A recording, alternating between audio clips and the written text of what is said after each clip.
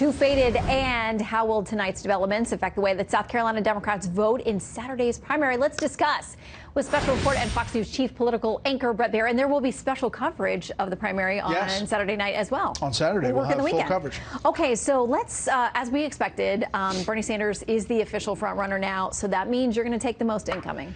It is. And, you know, think about this. He's run for president before, but he's never been that guy, the guy that everybody's going after in the spotlight. And this was that night. The debate overall was pretty messy, chaotic. There were hand waving. It was really loud. It seemed like that Will Ferrell character who couldn't control the tone and pitch of his voice when he's talking. Some of that happened. But you're right. The candidates, most of them, were trained on Sanders, a few of them here. I'll tell you exactly what it adds up to.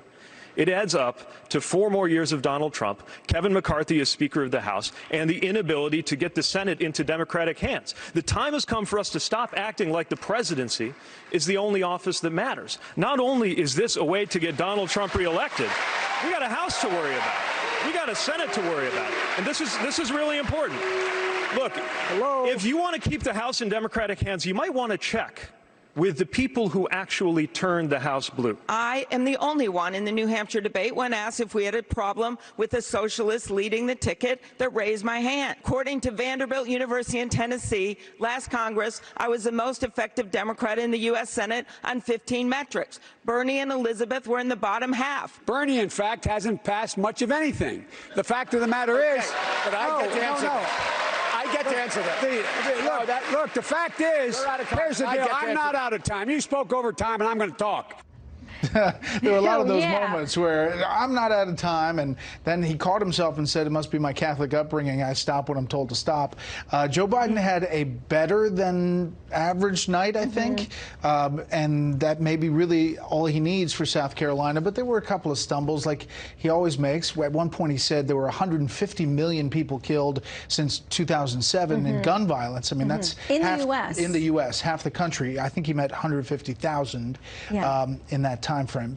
So it was, you know, okay. It was a little Wild West tonight. Better. For sure. I mean, the talking over each other and the demanding that they stop. And, you know, like you said, there was one time or a couple times where he said, I'm not going to stop talking. Everyone else is ignoring the rules, so I'm just going to keep going. And he actually got a cheer at one point from the audience. But then he stopped because he ran out of things to say. Yeah, that's true. Like, and your time is still not up.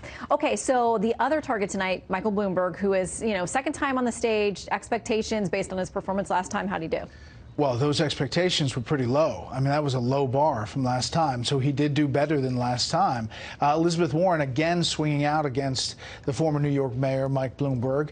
And, you know, he had some really tough lines where clearly his debate prep people, who are obviously getting paid a lot of money, gave him some lines to memorize and some jokes, but they really fell flat.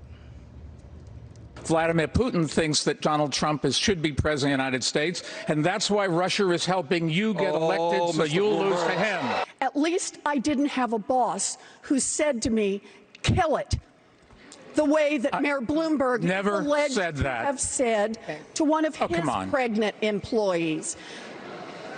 People want a chance to hear.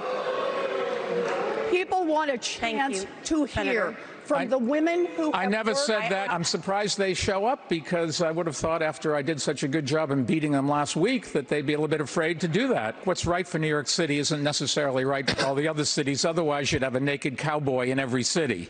Now, somebody in the middle of the country who maybe hasn't been to Times Square, where the naked cowboy is the guy with the guitar, they have no clue what he was talking about there. And so I just think it missed. His best part of the night may have been the commercials that aired during the actual debate. And there were many of Bloomberg commercials, and he's still spending a lot of money. They are very well done. And if you watch any television, you're seeing them. Or if you play any video games, they pop up. I mean, they're everywhere. But he has the money, and he has said to the party, listen, I've got the resources. I'll keep running against this guy. You don't have to worry about that. Okay, so there was a lot of Bernie time. There was tonight a lot of Bernie time. As well.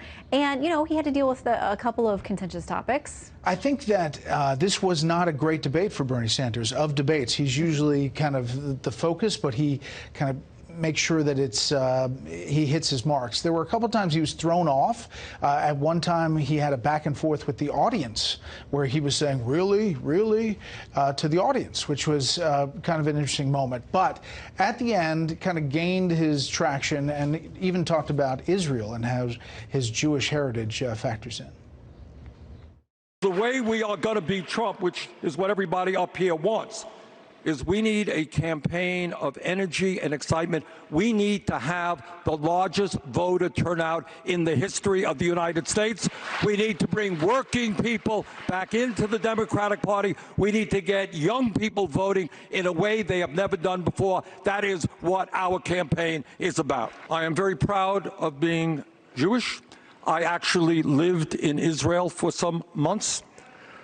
But what I happen to believe is that right now, sadly, tragically, in Israel, through Bibi Netanyahu, you have a reactionary racist who is now running that country. We have got to have a policy that reaches out to the Palestinians and the Americans. So he was under attack, but he's also on the rise in the polls. And remember that it's not just about South Carolina, it's about Super Tuesday. That's only 3 days later. And it really is he's got the momentum that he could get proportional delegates along the way, all the way to Milwaukee.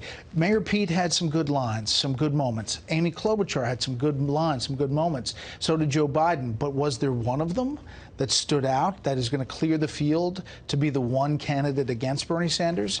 I didn't see that. So then Bernie Sanders is the winner. Well, and it was interesting how many of them talked about the impact, and we had Pete Buttigieg there, you included, where he talked about, and several others of them said, you're going to hurt the rest of the ticket down ballot if this is the guy that we pick. But unless they coalesce around another candidate very quickly, it seems like that's could be a foregone conclusion. Yeah, I'm really surprised that he continued to defend the Cuba talk and spent a lot of time on it, about literacy programs for Fidel Castro. Remember, Fidel Castro is dead.